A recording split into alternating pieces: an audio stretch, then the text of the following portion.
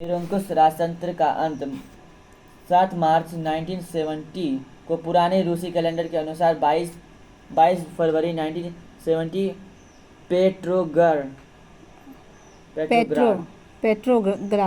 Petrograd वर्तमान Leningrad के सड़कों पर किसान मजदूरों ने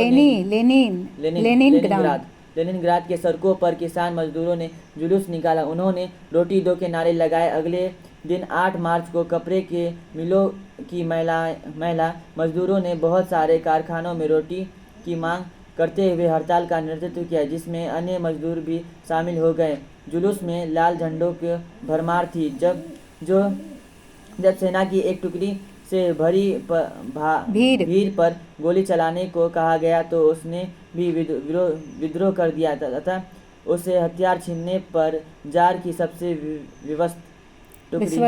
विश्वस्त टुकड़ी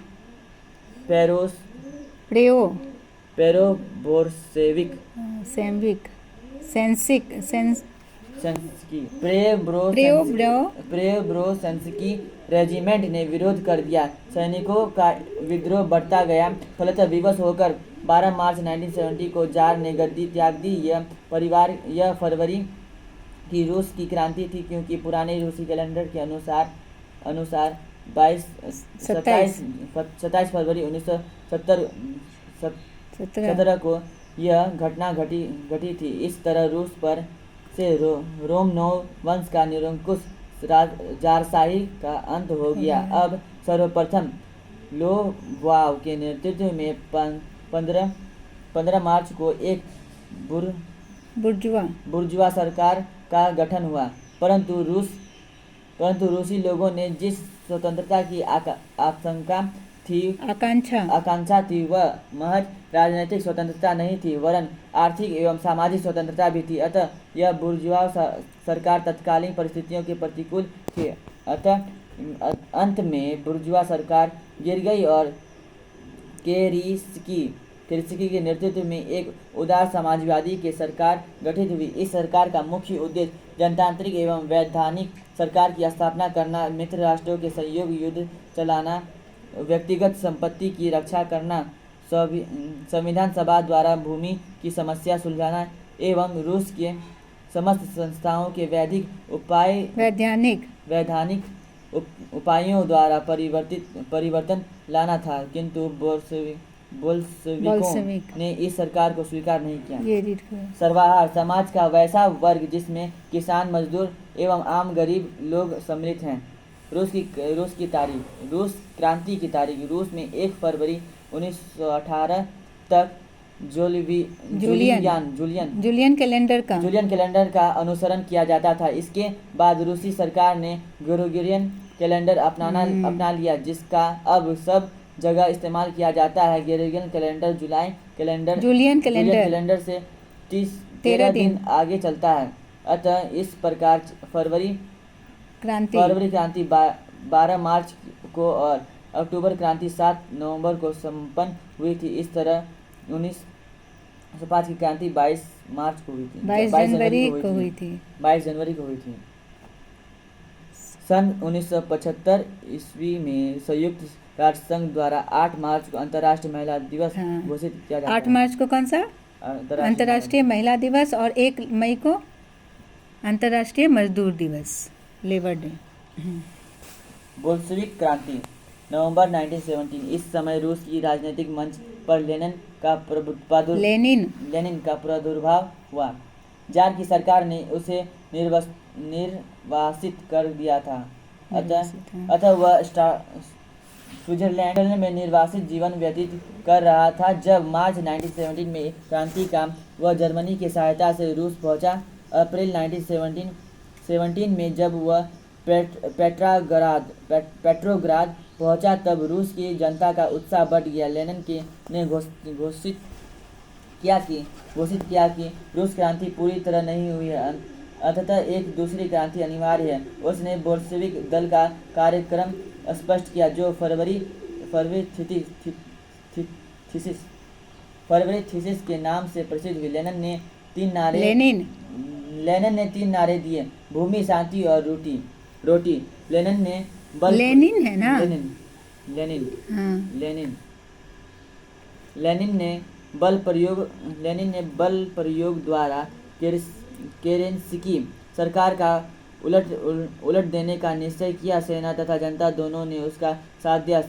7 नवंबर 1970 इसमें पुराने रूसी कैलेंडर के 70 का अनुसार है 17 17 के पुराने रूसी कैलेंडर के अनुसार 25 अक्टूबर अक्टूबर 1917 को बोल्शेविकों ने पेट्राग्राद के रेलवे स्टेशन, बैंक, डाकघर, टेलीफोन केंद्र, कचहरी तथा अन्य सरकारी भवनों पर अधिकार कर लिया।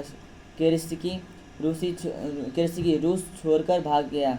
इस प्रकार रूस की महान वैश्विक क्रांति इसे अक्टूबर क्रांति कहते हैं संपन्न हुई। अब शासन की बागडोर बोल्शेविकों के हाथ में आ गई, जिसका अध्यक्ष लेनिन को बनाया गया तथा ट्रट्स्की इस सरकार का विदेश मंत्री बना। विश्व में पहली बार शासन सत्ता सर्वहारा वर्ग के हाथों सत्ता पर कब्जा करने के पश्चात लेनिन पढ़ो ना। हाँ।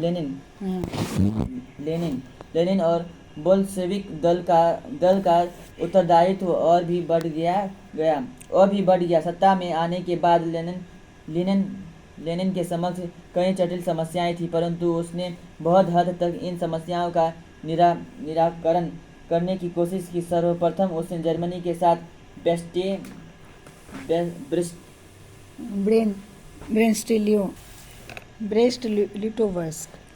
ब्रेस्ट-लिटोव्स्क की संधि की। इस संधि में सोवियत रूस को लगभग 1/4 भूभाग गंवाना पड़ा, परंतु लेनिन प्रथम विश्व युद्ध से बाहर हो गया तथा उसने अब आंतरिक समस्या पर अपना ध्यान केंद्रित किया। इस समय रूस में गृह युद्ध की समस्या भी उत्पन्न हुई, जिसमें अमेरिका, जापान, ब्रिटेन और फ्रांस ने हस्तक्षेप करते हुए सोवियत रूस पर आक्रमण कर दिया। परंतु लेनिन ने साहसपूर्वक इन विरोधियों का सामना किया।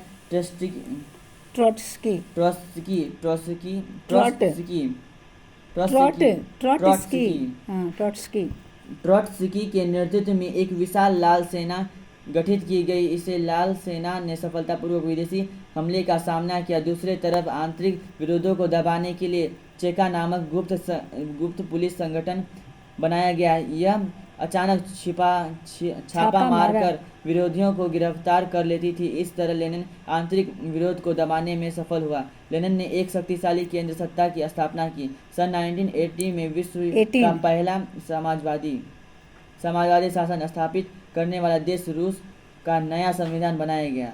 इसके द्वारा रूस का नाम सोवियत समाजवादी गणराज्यों का समूह USSR के रूप में परिवर्तित किया गया। लेनिन के नए राज्य में प्रतिनिधि सरकार की व्यवस्था की। राजनीतिक संगठन के सबसे निचले स्तर पर सोवियत नामक स्थानीय समितियां बनाई गई। सभी सोवियत के सदस्यों को मिलकर एक राष्ट्रीय कांग्रेस का गठन किया गया, जिसके कार्यकारिणी शक्ति एक केंद्रीय समिति को सौंपा गया। लेनिन इस समिति का अध्यक्ष था। मंत्रिमंडल के सदस्यों का चुनाव इसी समिति के द्वारा होना निश्चित हुआ। लेनिन के नए संविधान के द्वारा 18 वर्ष से अधिक उम्र वाले वैसे सभी नागरिकों को मताधिकार प्रदान किया गया जो उत्पादक श्रम द्वारा अपनी जीविका चलाते हैं। इस तरह काम करने के ये बताओ रूस का क्या नाम रखा गया? सोवियत समाजवादी गणराज्यों का समूह। इंग्लिश में USSR। के अधिकार को संवैधानिक अधिकार बनाया गया। उत्पादन के साधन पर निजी स्वामित्व समाप्त कर दिया गया और उद्योग पर मजदूरों का नियंत्रण स्थापित किया गया। बैंकों, बड़े उद्योग, जल परिवहन एवं रेलवे का राष्ट्रीयकरण किया गया। शिक्षा पर भी चर्च का अधिकार समाप्त कर इसे राष्ट्रीयकरण कर दिया गया। इसी तरह लेनिन ने शासन के नियमों पर परिवर्तन करते हुए साथ ही बोल्शेविक दल का नाम बदलकर साम्यवादी दल रख दिया गया और लाल रंग के झंडे पर हंसुआ एवं हथौड़े को सुशोभित कर देश का एक राष्ट्रीय झंडा तैयार किया। इसके बाद यह झंडा सोवियतवाद साम्यवाद का प्रतीक बन गया। अब लेनिन के समक्ष एक अन्य समस्या भूमि की पुनर्वितरण की थी। उसने एक आदेश जारी किया। इसके तहत बड़े भूस्वामियों की भूमि किसानों के बीच पुनर्वितरित किया गया। हालांकि किसानों ने भूमि पर पहले से ही कब्जा जमा रखा था।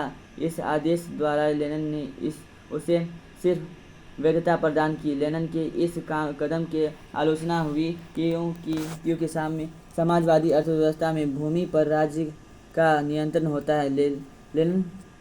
लेकिन लेनिन ने यह जवाब दिया कि किसान बहुमत में थे जबकि बोल्शेविक दल अल्पमत में थे। उत्पादन की समस्या के बोल्शेविक है ना? बोल्शेविक दल अल्पमत में थे। उत्पादन की समस्या के निपटारे के लिए लेनिन ने युद्धरत साम्यवाद को लागू किया। लेनिन के इसके तहत फैक्ट्रियों के तकनीक विधियों पर नियंत्रण स्थापित किया एवं मजदूरों की सहायता से फैक्ट्री के उत्पादन पर भी नियंत्रण स्थापित किया। इस तरह किसानों पर भी नियंत्रण लगाया गया एवं प्रतिबंध भी लगाया गया। परंतु युद्धरत साम्यवाद के विरुद्ध रूस के भयंकर प्रतिक्रिया हुई। जबरदस्ती वसूली के भय से किसानों ने अपना अनाज जलाना शुरू किया। परिणामतः 1920 से 21 में उत्पादन का स्तर काफ़ी गिर गया। करोड़ों लोगों ने सामने जीवन मरण का प्रश्न आ खड़ा हुआ। कहीं कहीं तो भूखमरी की स्थिति भी पैदा हो गई। राजकीय और विदेशी सहायता के बावजूद काफ़ी लोग भूख और प्यास से मरने लगे। क्रांति विरोधी नारे सुनाई पड़ने लगे। अतः लेनिन ने अपनी नीति संशोधन किया जिसका परिणाम था नई आर्थिक नीति। अभी देखो, अभी भी युद्ध हो रही है ना। अभी भारत में क्या बोला गया है? पीएम मोदी क्या बोले हैं? पेट्रोल का यूज कम करने के लिए, डीजल यूज कम करने के लिए, सोना नहीं खरीदने के लिए। क्यों? कि महंगाई की स्थिति बहुत बढ़ सकती है। इसी तरह यही स्थिति आ सकती है, भूखमरी की स्थिति। वैसे क्यों कर रहे हो? वीडियो हो रहा है। हाँ, भूखमरी की स्थिति आ सकती है ना। अभी भी देश की स्थिति एक दो तीन देश अगर लड़ाई करते हैं तो फिर सारे देश पर उसका इफेक्ट पड़ता है ना। अभी भी यही प्रॉब्लम आ रही है।